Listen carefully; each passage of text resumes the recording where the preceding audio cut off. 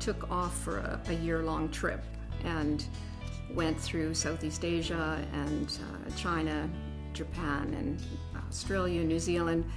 And it was really life-changing for me and made me realize that I wanted more from my work and from my learning. So when I returned from that long trip, when I was in my early 30s, I went back to university. I read an article by Sally Armstrong, and it was called Veiled Threat, about what happened there in Afghanistan.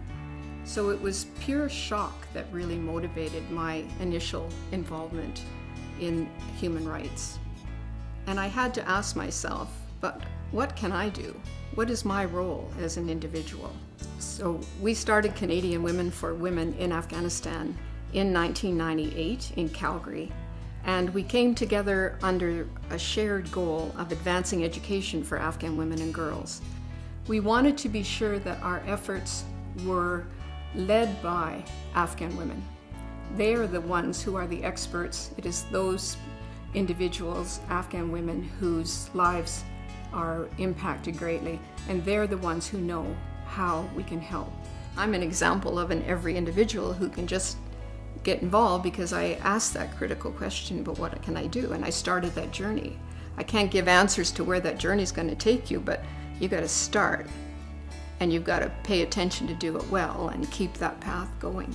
Designing Women for Women and how it would unfold, I remember thinking in terms of semesters. Okay, I'll just do this for another semester and then I'll get a real job. And then life just kept holding me to this, and I kept benefiting so much by it. And that real job never really materialized. We call it a light switch of social justice. When that's flicked, you can't turn it off. It's not something you can ignore. And I didn't really see myself as a volunteer as such it was my life now.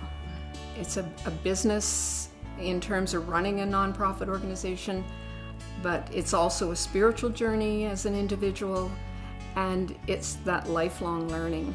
And when I've seen the power of the youth behind the work that we do across Canada, it really gives me hope for the future.